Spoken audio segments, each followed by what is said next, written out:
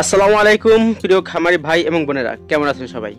আপনি যদি হাঁস পালন করেন বা শুরু করতে চান তবে আজকের ভিডিওটি আপনার জন্য। শেয়ার করছি হাঁসের বাচ্চা বড় করার 5টি কার্যকর কৌশল, যা অনেকেই গোপন রাখে। এই কৌশলগুলো জানলে হাঁসের বাচ্চার মৃত্যুর হার কমবে, খরচ বাঁচবে আর লাভ হবে দ্বিগুণ। চলুন একদম প্রথম দিন থেকে শুরু করি। হাঁসের বাচ্চারা ঠান্ডা আর ভিজে পরিবেশে খুবই দুর্বল হয়ে পড়ে। তাদের রাখতে হবে পরিষ্কার, শুকনো আর মাঝারি তাপমাত্রার জায়গায়। তবে মুরগির মতো অত গরম দরকার হয় না। তাপমাত্রা বেশি হলে হাঁসের বাচ্চা হা করে শ্বাস নেয়, তাপমাত্রা কম হলে গাদাগাদি করে থাকে। এমন পরিবেশ দিন যাতে বাতাস চলাচল করে কিন্তু ঠান্ডা না লাগে। হাঁসের বাচ্চারা পানি ছাড়া থাকতে পারে না, তবে বেশি পানিতেও ভিজে গিয়ে অসুস্থ হয়ে পড়ে। তাই এমন পাত্র দিন যাতে ওরা মুখ ঢুকিয়ে পানি খেতে পারে কিন্তু সারা গায়ে না ভিজে। ফুটানো ঠান্ডা পানি বা পরিষ্কার পানি দিন, দিনে অন্তত 2 বার বদলান।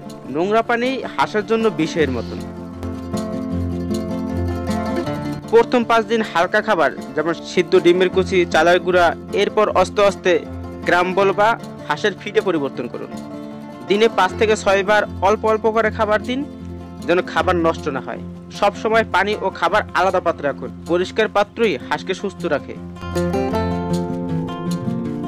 হাঁসের বাচ্চা সাধারণত কলেরা, নিউক্যাসল রোগ বা রানীক্ষেত আর এন্টারাইটিসে আক্রান্ত হয়। 7 থেকে 10 দিন বয়সে রানীক্ষেত ও কলেরা টিকা দেওয়া ভালো। এছাড়া প্রতি সপ্তাহে গায়ে স্প্রে করে পরিষ্কার রাখা যায়।